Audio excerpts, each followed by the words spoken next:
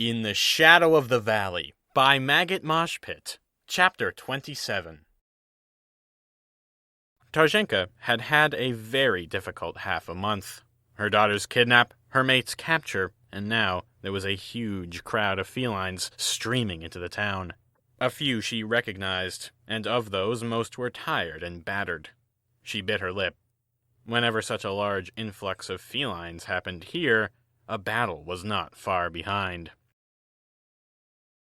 Ziff and Zik were exhausted by the time they finally marched through the valley. It was almost morning, the few early rising insects already stirring.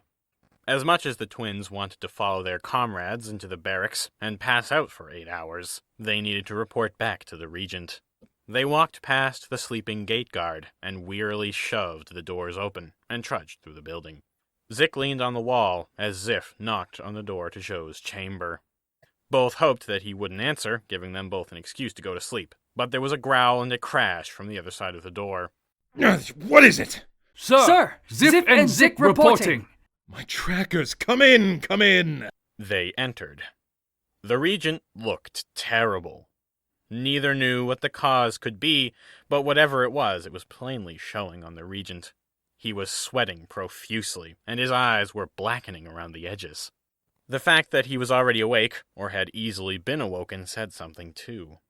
Zik and Ziff exchanged a glance, which contained an entire conversation. The regent gestured to his table. Come on, sit down and have some wine, and we'll discuss execution plans. The two sat. Ziff leaned over the table. Sir, we don't have Martin. The regent froze mid-drink. He put down his chalice and leveled his eyes on Ziff and Zik. What? He escaped us. How the fuck did an old man escape 40 of my best trackers?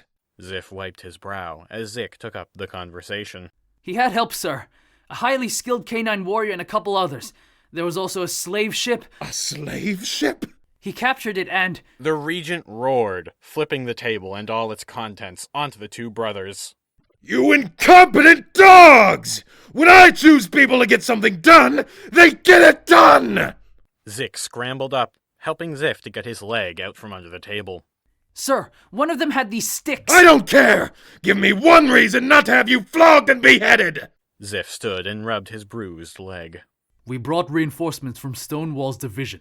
Plus, we're reasonably sure Martin is coming here to get his daughter back. The regent turned away to ponder this, and hide the pain on his face from flipping the table with his bad arm. Not much left of her to reclaim. He stroked his mane. How do you propose to feed all of these new soldiers, huh? I don't know. Take it from the canines? The regent turned around. Great idea. Now listen close, and get that table up. Zik and Ziff quickly righted the table, and the regent leaned against it. Listen close. If Martin does not show up here before we have to inevitably abandon this place, you will both die.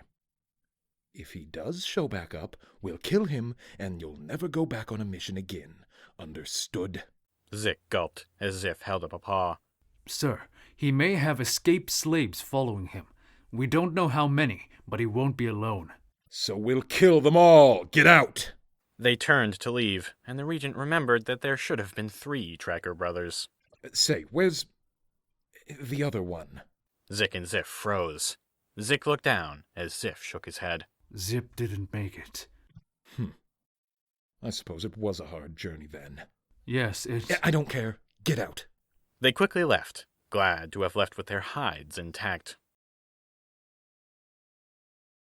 Flassu was normally an early riser. As such, even though his body might have needed more sleep thanks to the alcohol, his injury, and the fact that he lay sleepless for at least an hour before drifting off, he still awoke early. His muscles ached, his arm hurt, and he was trying to remember why.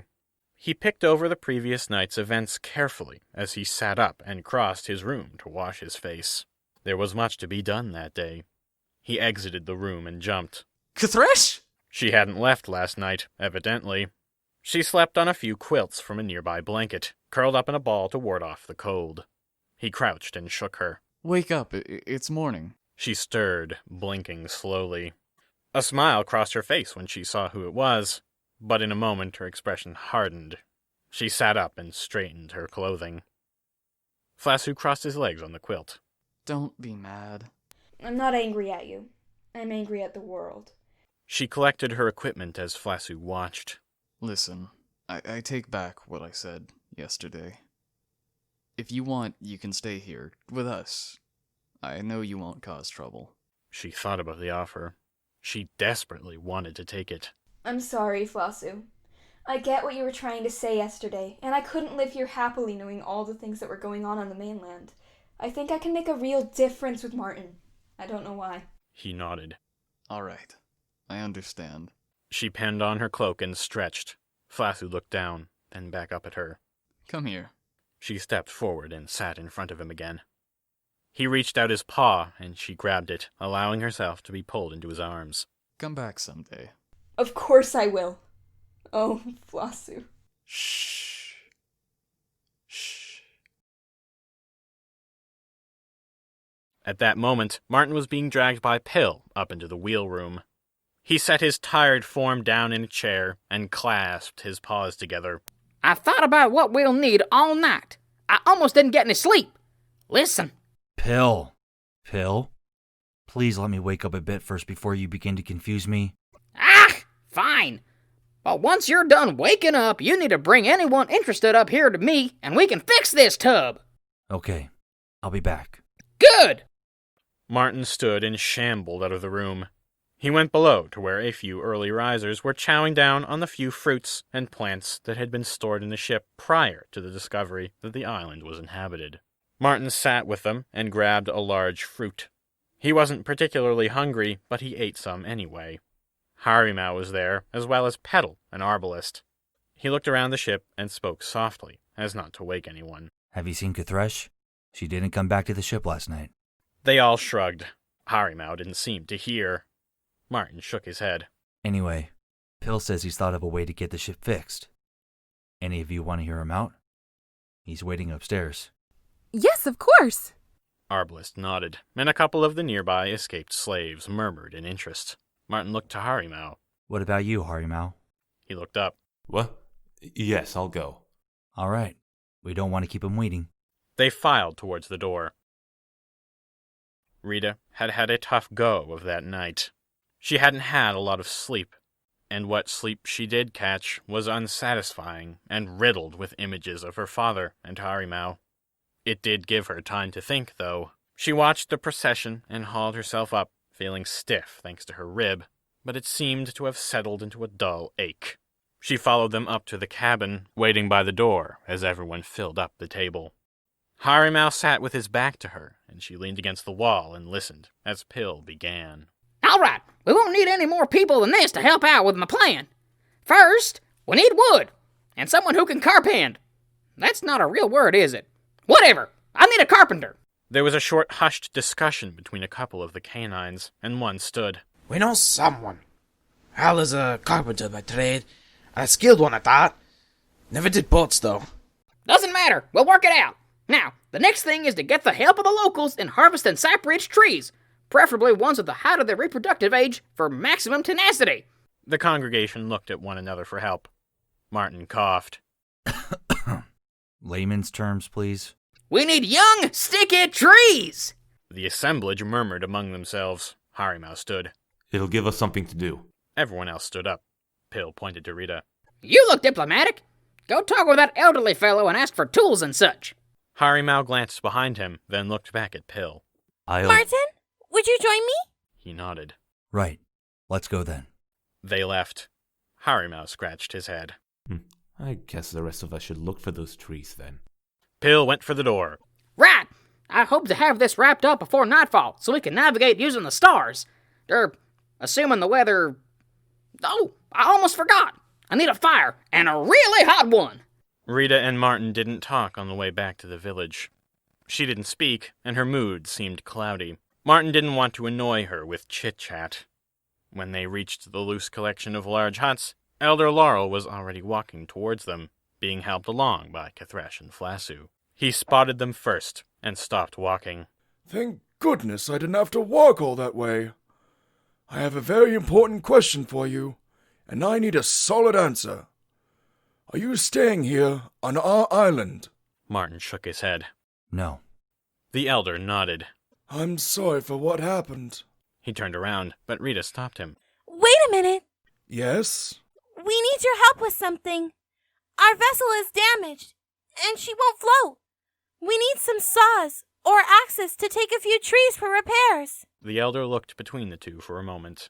Yes, of course. Don't cut down any fruit-bearing trees, and you can take as much wood as you need. Flossu, show them where to get tools. The elder turned around. I must warn you, if you ever return here, do not bring bigotry. He left without another word. Flossu gestured. Don't mind him. We'll find some tools in here. He went ahead. Martin caught Cathresh's attention. Hey, where were you last night? Working some things out. By the time the four had returned to the ship with the tools, Pill was already dancing around a massive fire. Careful with those marlin spikes! Don't let 'em fall into the coals! Ah, there's the tools! A group came forwards and began equipping themselves with the axes and saws. Pill scampered up the incline, shouting for his newly formed workforce to follow. Martin, Rita, Flossu, and Cathresh sat around the fire for a rest. Arbalest and Harimau had both grabbed saws and followed Pill. Martin was fairly certain Bronze was still asleep. Rita rubbed her side. How's your rib? Martin asked. Fine. What's got you wincing and painting then? Nothing. She didn't sound very convincing. Martin decided to just let the issue drop. He didn't know Rita very well, anyway. Harimau quickly strode out ahead of Pill, heading for the small grove of trees they had found. Harimau took an axe and swung it into the trunk with a low thunk. Sap oozed freely from the wound. Pill snapped his fingers.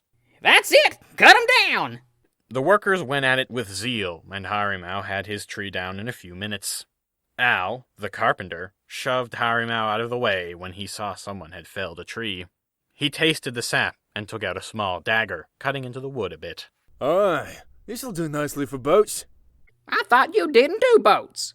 Don't question me, sonny. I know what I'm doing. In an hour, they had 5 trees of varying sizes and were hauling them off. Harimau carried 2 of them. As they re-entered the camp, Harimau ended up carrying most of them over to where the rock had crashed through the hull of the ship. Rita watched him stack them up as Al yelled at him. He really wasn't anything like Garth. How could she have forgotten that? Bronze had decided that it was best not to make a scene. He liked long goodbyes, with plenty of drink and song, but he had a feeling he should just slip away. He didn't want to risk being talked out of this. He avoided the people hauling off trees and trudged across the fields. When he arrived, the place was deserted. There was probably a lot of work to be done elsewhere, perhaps farming. Someone approached from a nearby building. He looked apprehensive. What are you doing here? I need to speak to the elder, please. He's in the large hut, just there. Thanks. Bronze entered the hut, walking through a few curtains until he found Elder Laurel, who was scribbling with a twig. He looked up. Yes? Do you need something else? Bronze sat in a nearby chair. Yes. I was wondering if you need any help. Me? Not particularly. I'm a farmer myself, sir. My silk melons grow bigger than any you've ever seen. The elder laid down his twig. What are you getting at? I want to stay here, elder. Bronze met the elder's surprised expression with one of optimism. The elder straightened his back and faced Bronze directly. You're not joking? No. I've been seeking a peaceful place to call my own. Well, you can't call this place home. What? The elder stood. Frankly, I'm tired of all of you being here in the first place. We moved here for a reason. To be away from the dangers of the mainland. But you welcomed us with open arms. Yes, I know. I was naive. Then someone died. That had nothing to do with me. I'm sorry, but I've come to a decision about you people. For the betterment of the island, we are not letting anyone else land here. Bronze couldn't believe his ears. How could you say that? That's something a feline would say. Wait! See? This is what I'm talking about! That's not what I meant! I meant... That's the kind of thing that people on the mainland say to each other. The kind of things people say that add to this problem. The elder sat. I've made up my mind. You're no longer welcome here. Until the war has ended, you will not return! Bronze turned around and stormed out. Elder Laurel sat down and heaved a heavy sigh. Al worked furiously and without rest, but the task required some pace and skill, so the work was still progressing slowly. A few watched him as he measured the lengths he would need only using his eye, helping him even out the hull planks that had been smashed by cutting them in strategic places. They watched in wonder as he cut a thick board to exact length with ease. Pill was cooking. He had collected a small quantity each of an array of seemingly random materials and threw them into a pot. After he had done so, he had Harimau help him harvest all the sap they could and pour it over the cauldron. After it had been mixed, they placed it all on the marlin spikes and sat back to wait. That'll take about an hour to say it. Then we'll have a watertight adhesive. Oh, aren't I just brilliant? Harimau nodded. Sure you are. Don't patronize me! Harimau wasn't really listening. He wandered off towards the ship again, climbing aboard and avoiding the noisy parts. He found a nice spot on the roof of the cabin overlooking the sea. The first sun was just beginning to set, and the sky was fighting over which color it should be. He tried meditating to clear his mind, but before he could get into it, the wood behind him creaked. Rita climbed up and walked across the roof, sitting next to Harimau. Both watched their legs dangle off the side. Rita spoke first. Harimau? I'm still mad at you. The waves' spray tickled their feet. But I forgive you. Harimau hugged her suddenly. She drew her arms up instinctively, then gently placed her paws around him. He was shaking. You'll never know how truly sorry I am. His arms could easily crush her, but he seemed to know exactly how much pressure to apply. She guessed he needed to be careful of how much of his strength he used for situations like this. I think I have some idea. She had never seen this side of Harimau before. He didn't stop the hug, and when she started to feel his tears, she began to tear up herself. She sniffled. I didn't know. You had a sensitive side. He pulled her into a more comfortable position. You thought I was just a hard military type through and through? A little. Well, I'm sorry for that too, I guess. Rita didn't know what she was feeling then, but whatever it was good. No, Harimau wasn't like Garth at all. At that moment, Garth was not on the ship. In fact, he was in the village. Even if he was being sincere, his efforts were in vain. His best bet was to try and start fresh someplace. This island was a good place to start. Someone had had the same idea as him, however, and when he got to the elder's hut, there was a shouting match going on. He heard every word. He ducked behind a bush as Bronze came storming out of the hut and back towards the ship. Garth followed him back and sat by the fire with the few others.